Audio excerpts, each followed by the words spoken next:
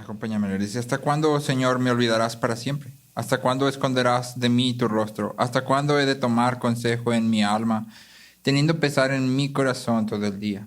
¿Hasta cuándo mi enemigo se enaltecerá sobre mí? Considera y respóndeme, oh Señor Dios mío. Ilumina mis ojos, no sea que duerma el sueño de la muerte. No sea que mi enemigo diga, lo he vencido, y mis adversarios se regocijen cuando yo sea sacudido. Pero yo en tu misericordia he confiado. Mi corazón se regocijará en tu salvación. Cantaré al Señor porque me ha llenado de bienes. Señor, gracias por tu palabra. Señor, ayúdanos, Padre, a escuchar con atención. Ayúdanos a ser obedientes a lo que tú estás enseñándonos, Padre. Ayúdanos a tener corazones dispuestos y preparados, Señor, en los cuales tu palabra dé fruto, Señor, que tu Espíritu en tu misericordia, Señor, en tu bondad, tome esta palabra y la haga efectiva para nuestras vidas, Señor. Ayúdanos a ser una iglesia que cuida bien de aquellos que están a nuestro alrededor, Padre. Te lo pedimos en el nombre de Cristo Jesús. Amén. Amén. Pueden sentarse. Hoy tenemos Evangelio y Cultura. Hemos estado hablando de ser una iglesia que cuida bien. Y hemos estado trabajando a través de varios temas y hemos estado hablando acerca de la suficiencia de la palabra para diagnosticar, para curar. Hemos estado hablando del problema que es el problema real de todos, que es el pecado. Hablamos también acerca de cómo entendemos al hombre. ¿Sí? Cómo entendemos al hombre en cuerpo y alma y en sus funciones que la Biblia presenta. Y la última vez que estuvimos aquí, estuvimos hablando acerca de cómo somos transformados y repasamos un poco acerca de lo que la Biblia presenta como los medios de gracia. Ahora, no me gustaría que desconectaras estos temas porque en realidad todos estos temas están hilados porque la palabra los presenta hilados. Sin embargo, en cada tema hay que hacer énfasis en lo que estamos tratando de aprender. Así que mientras hacemos énfasis en lo que vamos a estar viendo el día de hoy, trata de recordar y conectar lo que hemos estado aprendiendo atrás. Sí. El día de hoy vamos a estar hablando acerca de qué hacemos con el dolor. Quisiera comenzar contándote una historia, leyéndote una historia. Esto es algo real.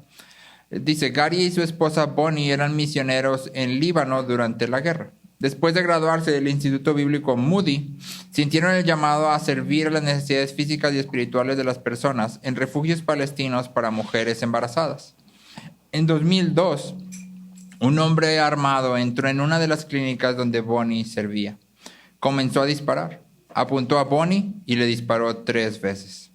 Gary recibió una llamada desesperada de la clínica para que viniera rápidamente. Cuando entró en la clínica, colapsó en el piso. Y eso es lo que Gary escribe respecto a ese momento. Él dice, repentinamente fui lanzado a un lugar que nunca hubiera podido imaginar. Fui forzado a caer y caer y caer en el abismo de la angustia. No estaba listo para esto. No tuve tiempo para prepararme para la pérdida de la persona que iluminaba mi vida. Boom, ahí estaba, forzado a entrar en un mundo de agonía. No sabía que podía llorar tan fuerte.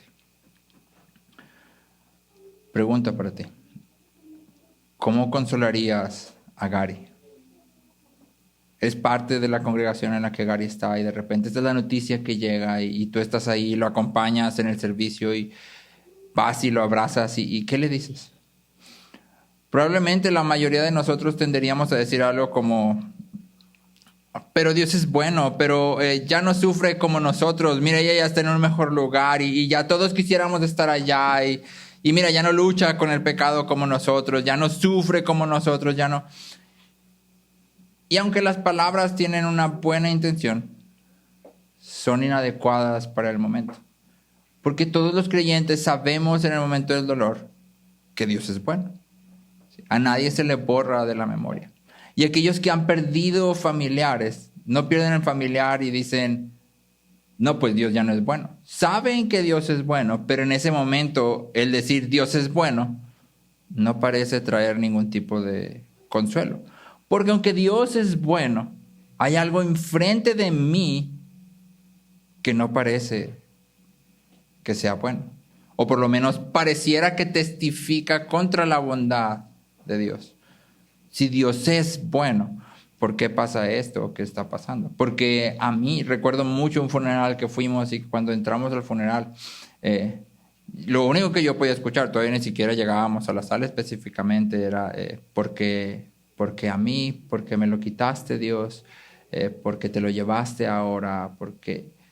Y esas eran las preguntas que estaban ahí y fueron preguntas que perduraron todavía después de un tiempo. Y la pregunta fundamental era, ¿por qué si yo te sirvo y por qué si yo voy a la iglesia y por qué te llevaste a mí? ¿Qué le dices a una persona que está en medio del dolor? ¿A dónde lo llevas? El salmo que leímos es un salmo que, como muchos otros tantos salmos en la Biblia, se cataloga como un salmo de lamento. El lamento es el lenguaje que la Biblia nos da para traer consuelo a nuestras vidas y a las vidas de otros cuando sabemos que Dios es bueno, pero parece que las circunstancias testifican de lo contrario. Podemos hacer una definición corta de lamento, y esto es importante que lo aprendas. El lamento es una oración en medio del dolor que lleva a la confianza. El lamento es una oración en medio del dolor que lleva a la confianza.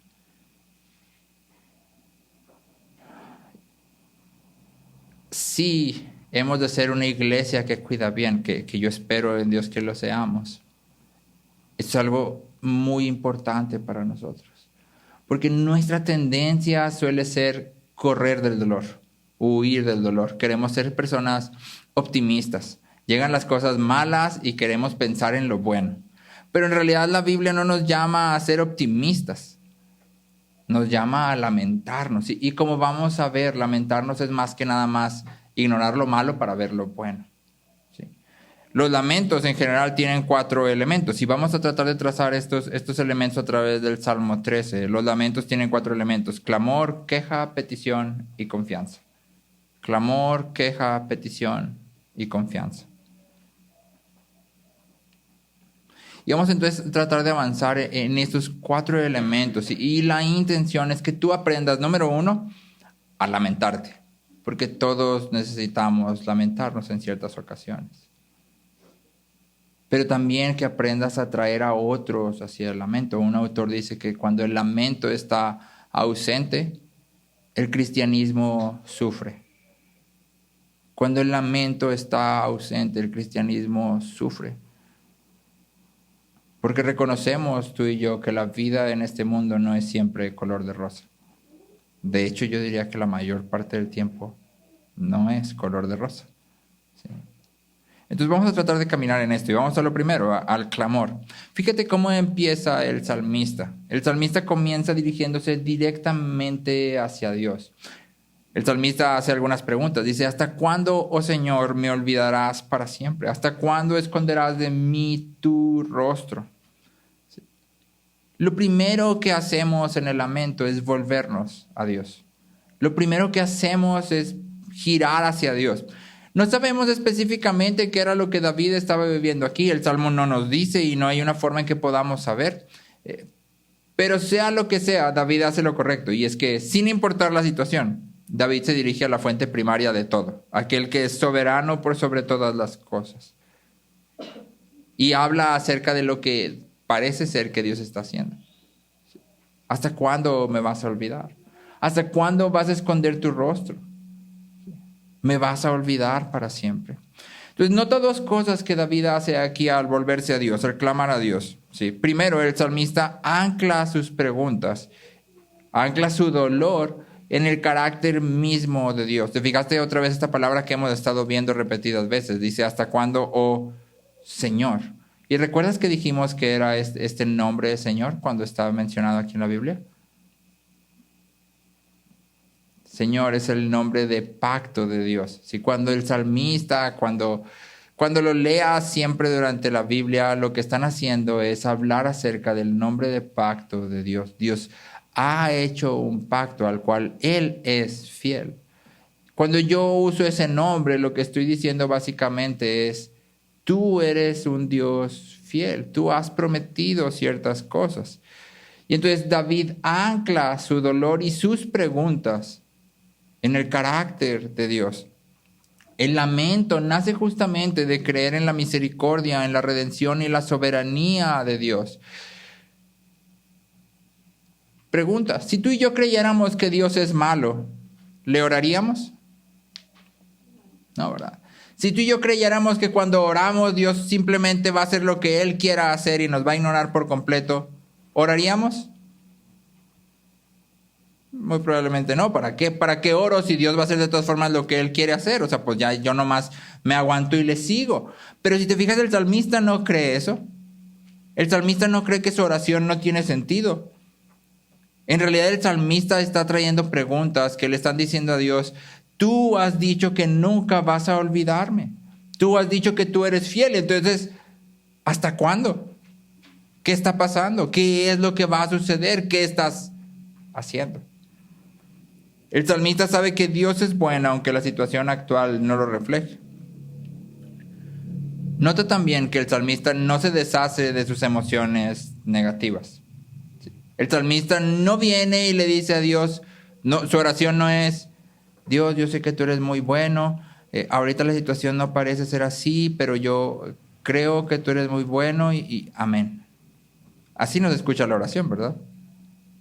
El salmista está en angustia y trae preguntas con él, trae dolor con él. ¿Hasta cuándo? ¿Tú crees que el salmista, tú crees que David cree realmente que Dios la ha olvidado?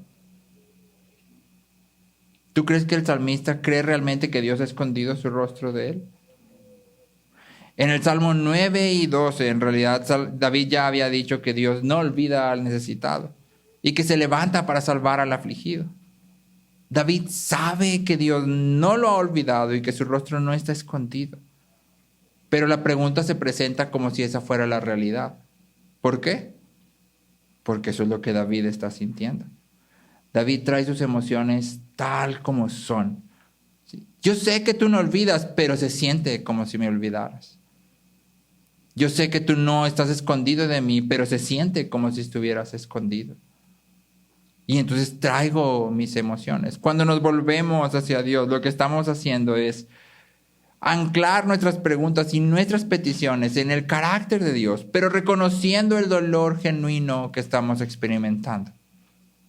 Sé que mis emociones no son la realidad, pero se sienten como la realidad. Y por eso las expongo delante de ti. Considera, por ejemplo, el Salmo 77. Te leo del versículo 2 al 4. Salmo 77 del 2 al 4. Dice, en el día de mi angustia busqué al Señor. En la noche mi mano se extendía sin cansarse. Mi alma rehusaba ser consolada. Me acuerdo de Dios y me siento turbado. Es decir, se acuerda de Dios y no trae consuelo. Se acuerda de Dios y ¿qué trae? Turbación. Dice, me acuerdo de Dios y me siento turbado. Me lamento y mi espíritu desmaya. Has mantenido, tú Dios, has mantenido mis párpados abiertos. Estoy tan turbado que no puedo hablar. Fíjate lo que el salmista está haciendo. El salmista está expresando sus sentimientos, pero no los está expresando al aire. ¿A quién se los está expresando? A Dios. ¿Está cambiando algo la oración? Al parecer no, porque el salmista mismo dice, me acuerdo de Dios y me siento turbado. No es que me acuerdo de Dios y entonces me siento esperanzado, fortalecido. No. Pienso en Dios y digo, no, ya no puedo más. Y sin embargo el salmista, ¿qué hace? Viene a Dios. El salmista está orando, pero esto no trae consuelo o resolución inmediata. Sus oraciones no están funcionando porque no le están produciendo un sentimiento de paz. Y sin embargo el salmista sigue orando. Volvernos a Dios significa de continuo fijar nuestra mirada en su carácter y expresar nuestras emociones. Y nota por favor, de continuo. ¿Sí? De continuo. Es decir, ¿cuánto tiempo vas a tener que hacer esto mientras estás en medio de la situación difícil? Siempre. Todo el tiempo, muchas veces en el día. Volvernos a Dios significa de continuo fijar nuestra mirada en su carácter, en su persona y expresar nuestras emociones. Es decir, agarras estos dos polos que parecen ser opuestos. Dios es bueno, pero la situación es dolorosa. ¿Y luego qué haces? Los juntas. No ignoras ni uno ni otro. No haces como que uno no existe porque Dios... No, las dos cosas existen. Las dos cosas están aquí y entonces yo las junto. Entonces lo primero que hacemos en el lamento es volvernos a Dios. Volvernos a Dios, clamamos a Dios porque reconocemos que Él es soberano sobre todo y Él es bueno y escucha nuestras oraciones. Ahora, en segundo lugar, presentamos nuestra queja. Ya hemos hablado ya un poco de la queja, pero creo que esto es importante porque muchas veces he escuchado y recientemente que quejarnos es malo. Quejarnos mal es malo, pero hay una forma de quejarnos bien. Y el salmista nos muestra la forma de quejarnos bien. Podemos ver que la angustia de David es profunda, ¿verdad que sí? Podemos ver que su dolor es tremendo. Y David, en medio de esto, ve en tres direcciones al presentar su queja. Primero ve hacia Dios y hace estas dos preguntas. ¿Me vas a olvidar para siempre? ¿Hasta cuándo vas a esconder tu rostro? Y básicamente lo que David está diciendo es, yo sé que existes, yo sé que eres bueno, yo sé que tú estás ahí, pero no me estás ayudando. No me estás ayudando. Porque cuando la Biblia habla de Dios recordando, es Dios actuando. Y cuando Dios recuerda, Dios actúa. Y entonces aquí el salmista dice, ¿me vas a seguir olvidando? O sea, ¿hasta cuándo va a seguir esto? Y cuando hablamos de esconder el rostro, Spurgeon decía, si Dios, de quien proceden todas las cosas buenas, se esconde de nosotros, entonces ¿qué esperanza te queda? Ninguna. Y el salmista básicamente le está diciendo a Dios primero, ahí estás, pero no me ayudas. Sabes todo y eres bueno, pero no estás haciendo nada para ayudarme a mí. Y luego pasa a considerarse a él mismo, y David hacia él mismo pregunta, ¿hasta cuándo he de tomar consejo en mi alma, teniendo pesar en mi corazón todo el día? Y básicamente lo que David está diciendo es, bueno, como tú no me ayudas, ahora lo que yo he tenido que hacer es pensar y pensar y pensar y pensar para tratar de buscar una solución para esta situación. Pero el problema es que no tengo una solución para esta situación. Estoy totalmente perdido y confundido en cómo arreglarlo, porque en realidad no puedo arreglarlo. Y la idea que el salmista da aquí es como si estuviera en su cama dando vueltas, tratando de dormir, pero al mismo tiempo sin poder dejar de pensar, porque los problemas son tales y Dios parece que no está ayudando y entonces él tiene que buscar una forma de solucionar. Y tal vez tú te has sentido así en alguna situación. Después David finalmente se dirige hacia el enemigo. Y no sé si te fijaste, hace una pregunta muy interesante. Te la leo en la Nueva Traducción Viviente, creo que es un poco más clara. Dice, ¿hasta cuándo mi enemigo seguirá dominándome? ¿Hasta cuándo mi enemigo seguirá dominándome? Ahorita hablábamos acerca de estos pecados que parecen ser recurrentes para todos. El enojo, a veces la mentira, a veces el temor del hombre. Y esa es una pregunta que hacemos. ¿Hasta cuándo voy a tener que seguir luchando con mi enojo pecaminoso? ¿Hasta cuándo voy a tener que seguir luchando con mi temor al hombre? ¿Hasta cuándo voy a tener que seguir luchando con estos pensamientos de personas que sé que no debería de tener? ¿Hasta cuándo voy a seguir luchando con amar a fulanito, sutanito? ¿Hasta cuándo voy a tener que seguir luchando? ¿Qué no vas a hacer nada para ayudarme? Nota algo importante respecto a la queja que David trae. David no simplemente está dándole rienda suelta a su enojo. Alguien alguna vez contó que una persona cristiana, creo yo, había orado y en su oración estaba muy enojada y entonces lo que hizo, tal vez esto no es completamente preciso, pero más o menos sí lo recuerdo, agarró una cosa de su casa y en su oración la aventó así contra la pared porque estaba muy enojada. Y esa era como una forma en que esta persona estaba, voy a entrecomillar, presentando su queja a Dios. ¿Sí? Nota que eso no es lo que el salmista está haciendo. Es decir, cuando tú y yo hablamos de presentar nuestra queja, no es un permiso para venir con Dios y decirle, pues es que tú no estás haciendo nada, pues aquí estoy yo, pues es que... No. Él es Dios. Nosotros no. Él es Dios y nosotros no. Lo que sí estamos diciendo es que podemos traer nuestra queja fundamentada en quién es Dios y lo que Dios ha prometido. Es decir, tomamos las promesas de Dios y luego las traemos a la mesa. Tú has prometido esto, pero parece que no lo estás haciendo. Por lo menos así se siente para mí. Tomamos las promesas de Dios y las traemos a la mesa. Mucha gente se siente incómoda en esto. Alguien me dijo alguna vez que hicieron un comentario y dijeron, el libro de Habacuc es un libro muy reverente. Y él dijo, no, claro que no. Claro que no, mira cómo empieza Habacuc 1. Y yo dije, no sé, a lo mejor Habacuc dice algo impropio. Y abrí Habacuc y realmente Habacuc 1 es un lamento.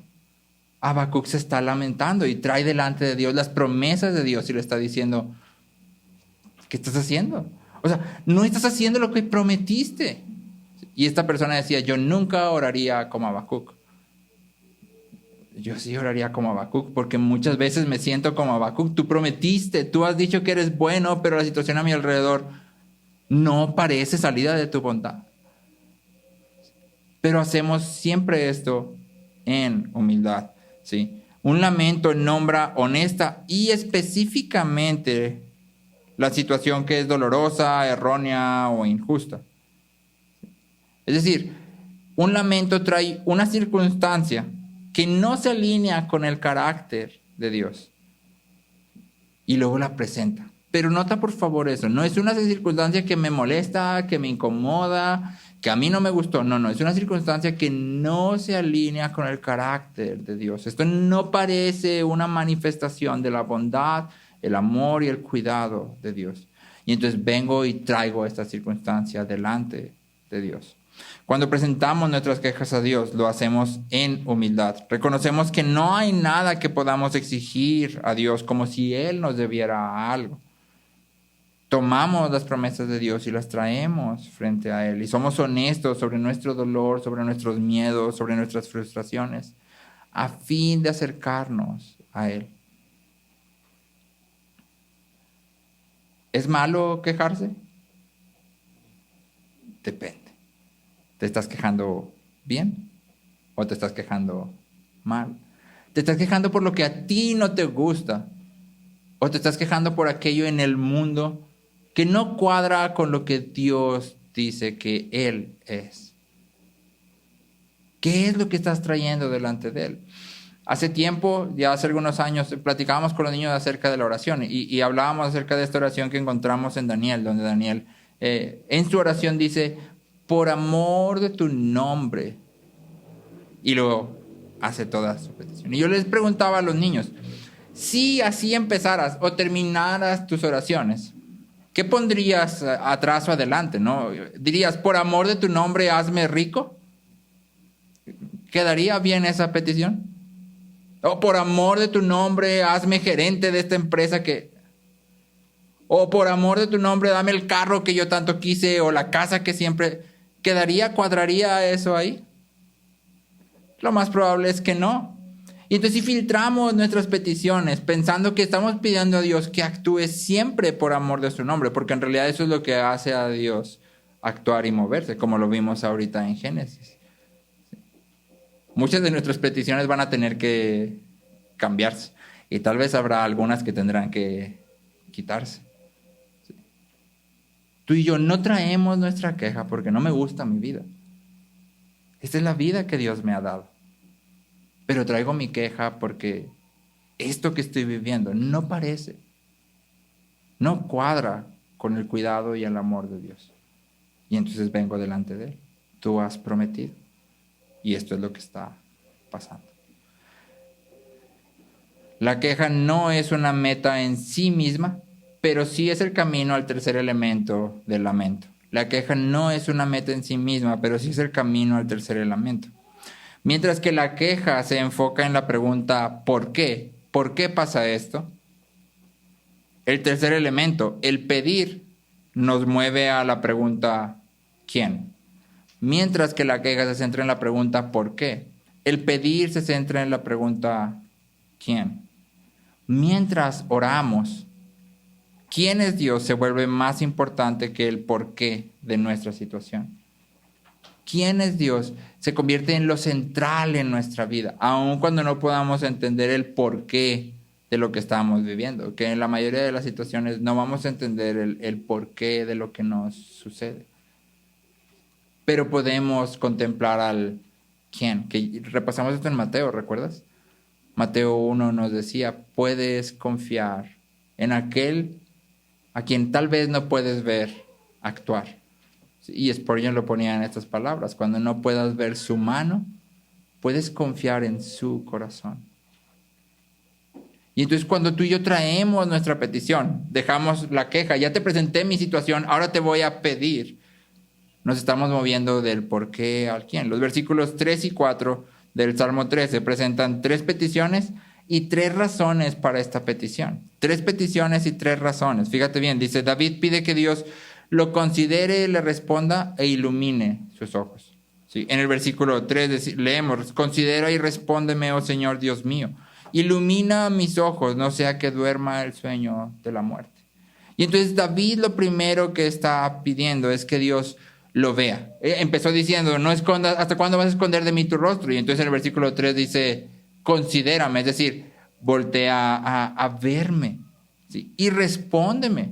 Porque luego la otra pregunta fue, ¿hasta cuándo me olvidarás? Y entonces ahora dice, no me olvides, sino respóndeme. Y luego pide, ilumina mis ojos. Y cuando hace esta petición es importante porque David le está pidiendo, déjame verte en medio de la oscuridad. Déjame verte en medio de la situación. Que yo pueda contemplar tu mano porque Dios ciertamente está obrando. Pero también le está pidiendo, déjame ver las trampas que han sido puestas contra mí de manera que no caiga en ellas. Y al mismo tiempo le está pidiendo, hazme saber el camino por el cual debo andar. En esta sola oración, ilumina mis ojos. David está pidiendo, déjame verte a ti. Déjame ver las trampas frente a mí, las tentaciones, ¿sí? mis áreas débiles. Y déjame ver el camino por el cual debo andar. Muéstrame por dónde debo de caminar. Y luego David da 3 razones.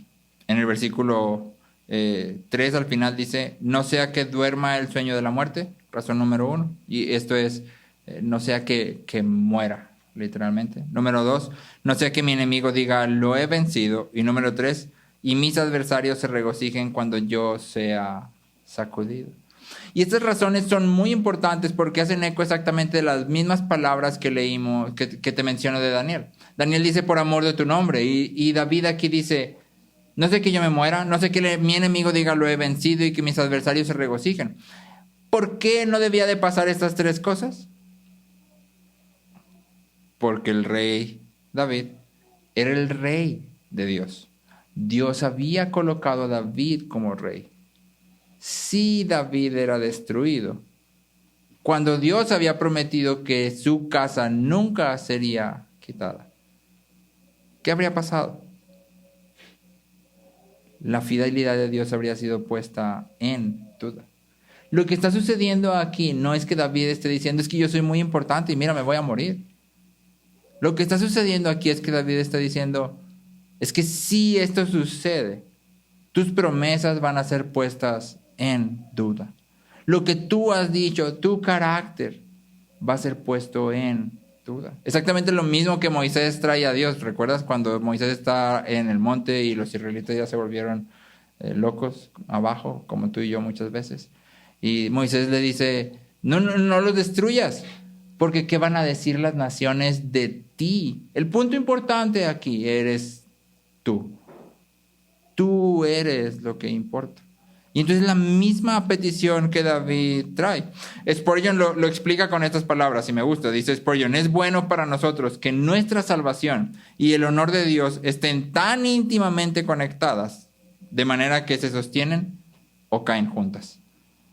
Es bueno para nosotros que nuestra salvación y el honor de Dios estén tan íntimamente conectadas que se sostienen o caen juntas. ¿Por qué es bueno? Porque Dios preserva su honor. Dios es fiel. Y si nuestra salvación y su honor están entrelazados, entonces podemos venir y podemos pedir con confianza, podemos pedir con valentía. ¿Sí? Pedir con valentía significa también pedir específicamente. El salmo es general porque está hecho para que tú y yo podamos orarlo. No solo David, no es una oración que solo le funciona a David, sino es una oración que está siendo dada para todos nosotros. Pero tú y yo deberíamos de pedir de manera específica. Ayúdame a esto, respóndeme así. El dolor nos hace darnos cuenta de nuestra necesidad de Dios. El dolor es un reflector que brilla sobre nuestra incapacidad de controlar lo que sucede. C.S. Lewis lo pone en las palabras, el dolor es el megáfono de Dios. A través del lamento, el dolor nos hace crecer en nuestra dependencia de Dios. Porque venimos y oramos reconociendo que nosotros no podemos resolver la situación frente a nosotros. Nosotros no podemos cambiar aquello que nos está rodeando. Alguien más tiene que hacerlo, alguien más grande, alguien más fuerte, alguien más sabio. Y entonces mientras nos lamentamos, estamos creciendo en depender de Dios. La meta de pedir no es satisfacer nuestras necesidades, sino descansar en Dios. La meta de pedir no es que Dios haga exactamente lo que le estoy pidiendo, sino que yo descanse en Él, porque sé que Él va a actuar. Él va a hacer lo que Él haya planeado hacer. Pero sé que Él es bueno. El Nuevo Testamento nos llama a pedir con confianza con estas palabras. En Hebreos 4, versículos 15 y 16, leemos. Porque no tenemos un sumo sacerdote que no pueda compadecerse de nuestras flaquezas, sino uno que ha sido tentado en todo como nosotros, pero sin pecado. Por tanto, acerquémonos con confianza al trono de la gracia para que recibamos misericordia y hallemos gracia para la ayuda oportuna. Y entonces el autor de Hebreos nos está diciendo, tienes un sumo sacerdote que se compadece de ti porque ha sido tocado por lo mismo que te está tocando a ti. En la semana platicábamos con Francio, la semana antepasada, no recuerdo, del pasaje en Juan 11, cuando Jesús viene porque Lázaro acaba de morir.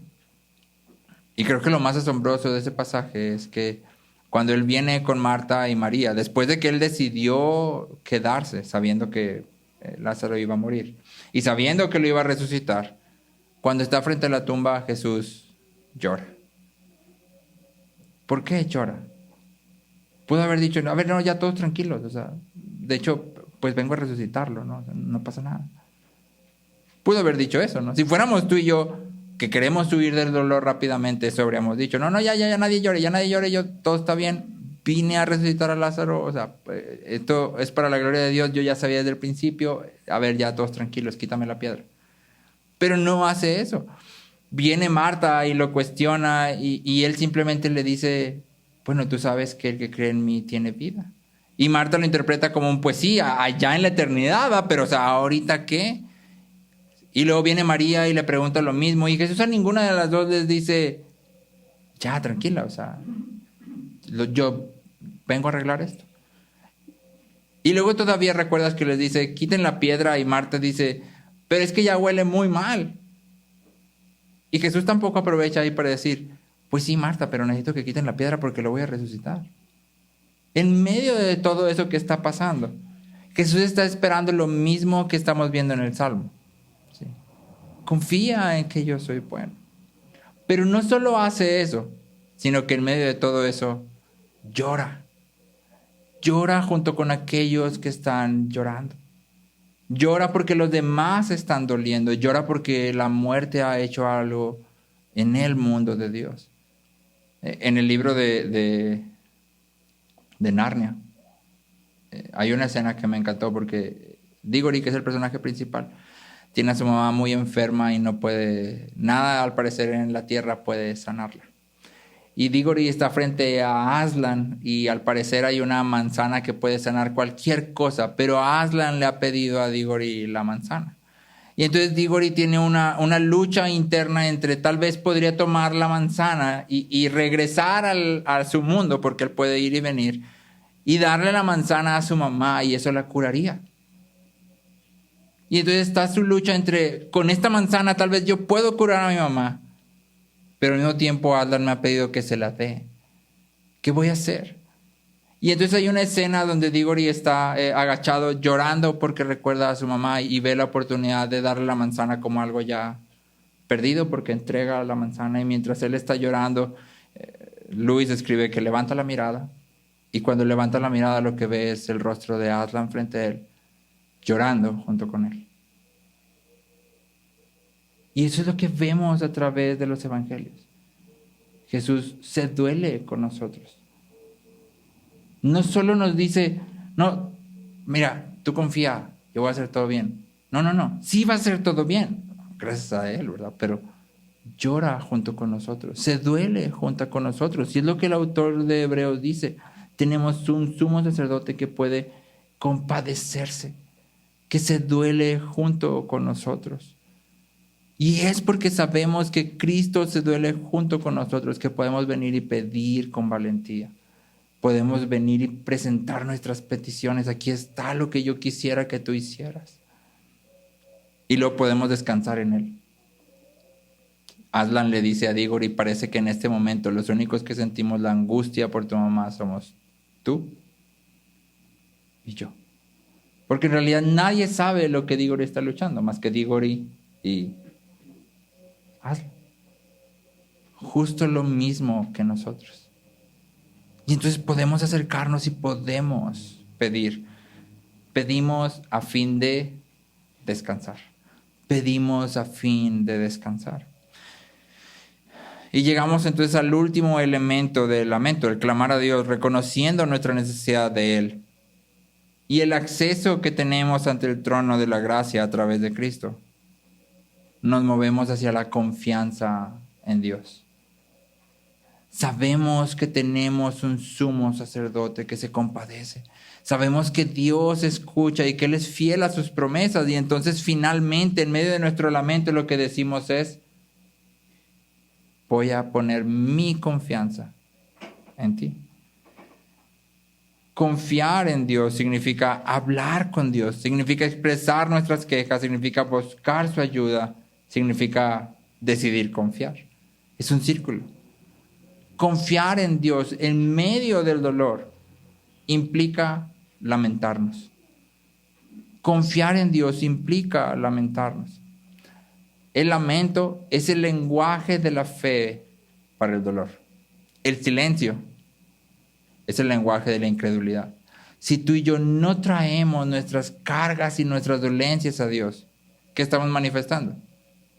Incredulidad. ¿Para qué le digo a Dios? No me va a ayudar. ¿Para qué vengo y oro? Pues Él va a hacer lo que Él quiera. ¿Para qué expreso lo que estoy sintiendo si de todas formas nunca me contestas? Eso es lo que estás diciendo cuando no traes tu lamento delante de Dios. Pero cuando nos lamentamos, estamos diciendo, yo sé que eres bueno, yo sé que me escuchas. Pero esto que está pasando es difícil. El lamento mismo es la forma en que perseveramos en confiar en Dios, en esperar en Dios.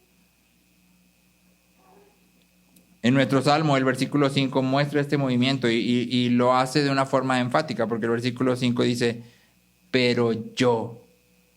Y fíjate bien, porque estamos hablando que es una oración. ¿Qué ha cambiado en la circunstancia de David?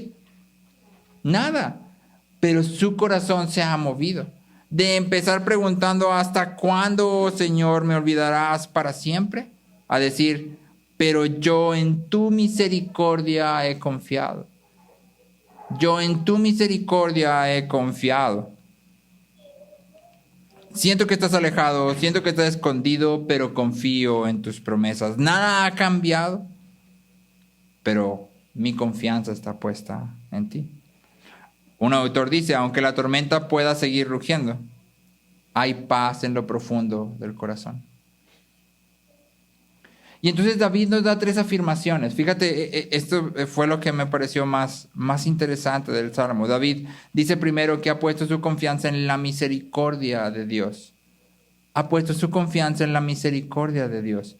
En medio de lo que David está sintiendo, seguramente lo que menos siente es la misericordia de Dios.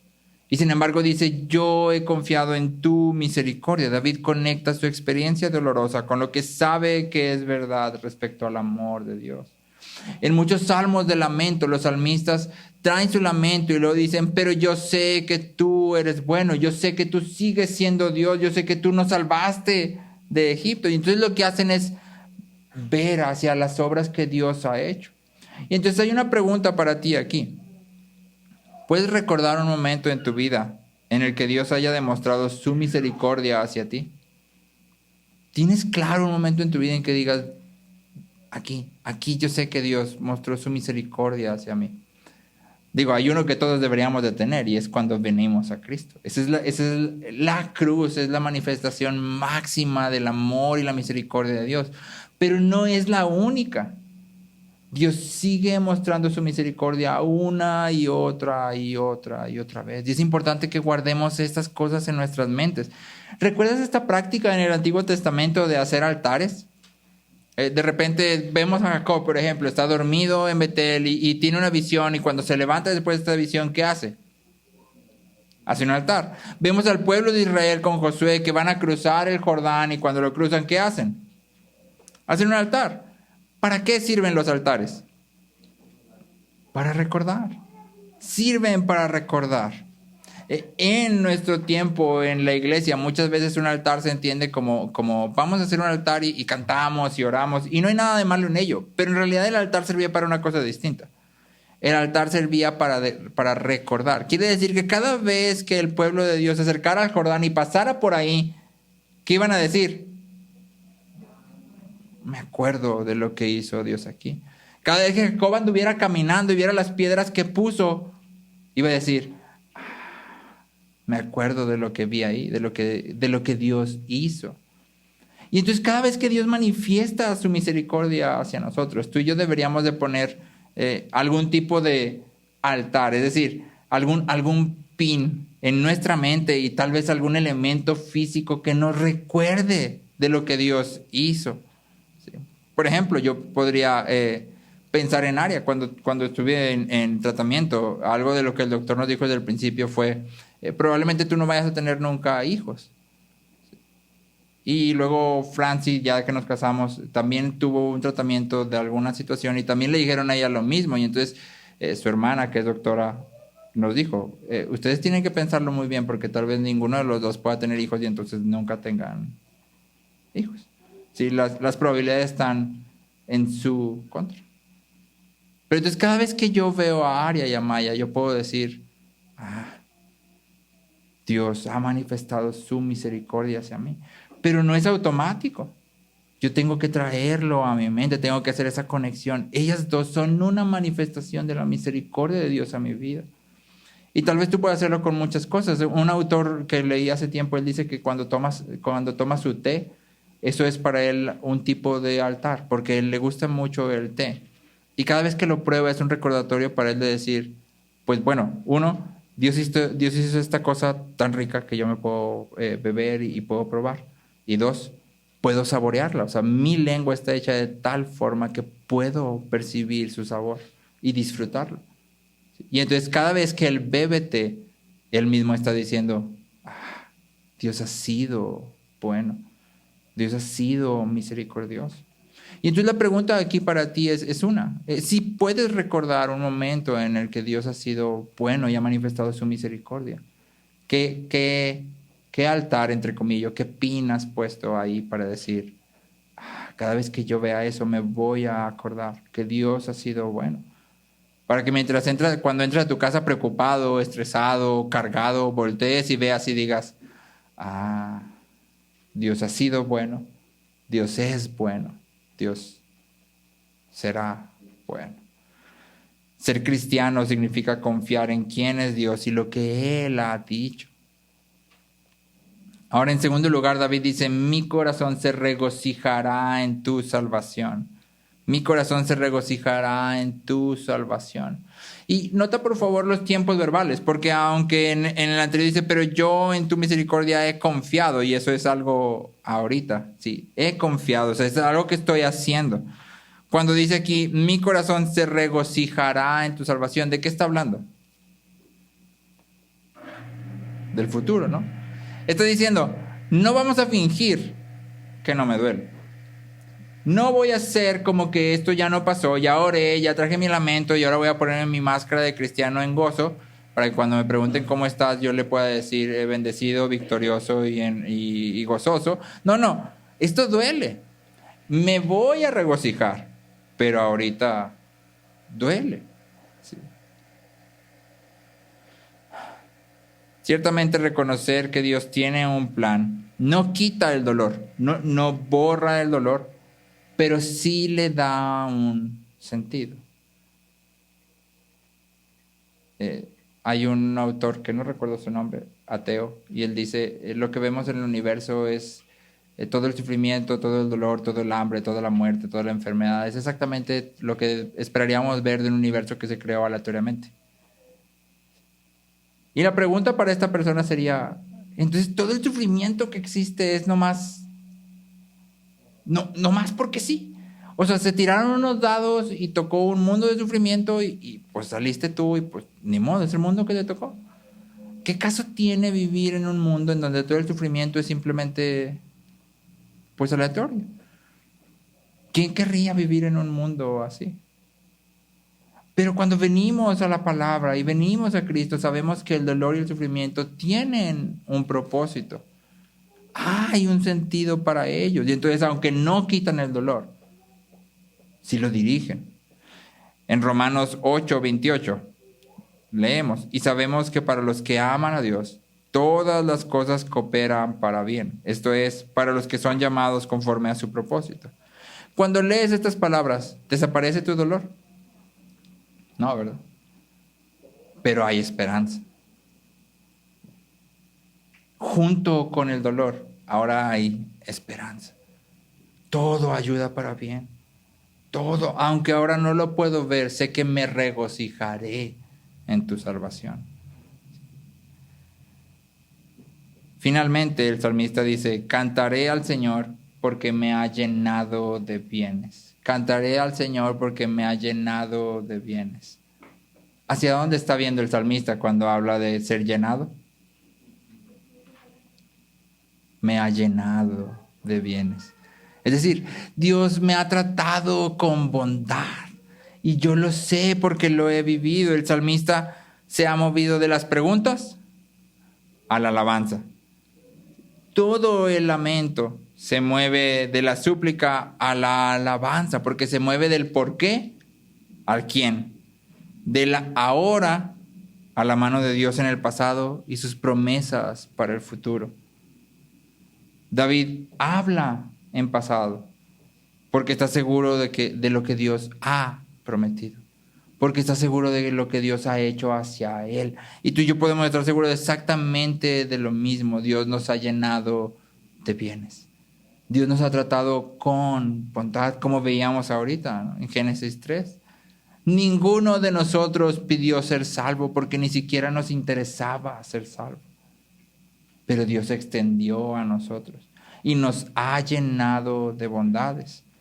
La alabanza, el cantar y el confiar, la alabanza, es la apropiación en el presente de verdades que serán consumadas en el futuro. Es decir, yo sé lo que Dios va a hacer y entonces eso lo jalo aquí. Y entonces empiezo a cantar y empiezo a confiar. Alabamos no porque nuestro presente es triunfante y victorioso, sino porque el futuro es glorioso. Por eso cantamos, por eso alabamos.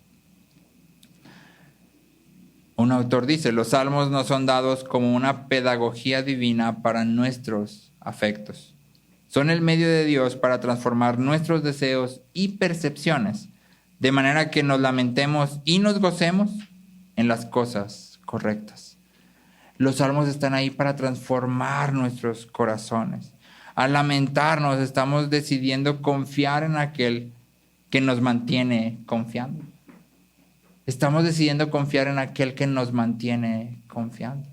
Él nos ha llenado de bienes. Reconocemos el dolor y la dificultad y al mismo tiempo nos anclamos en la bondad y en la misericordia de Dios. Y entonces yo al principio te leía una historia y te decía, ¿qué le dirías tú a Gary? ¿Qué le dirías?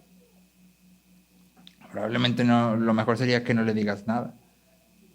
pero puedes orar por él y con él. ¿Y qué orarías? Ora esto, Señor, no sé por qué haces esto. No sé por qué de todas las personas que tuvieron que estar, tuvieron que disparar específicamente a ella y por qué decides llevártela hoy, decides llevártela así, no sé. Te ruego que me fortalezcas o en este caso que lo fortalezcas, que lo acompañes, que le muestres tu mano, que lo sustentes.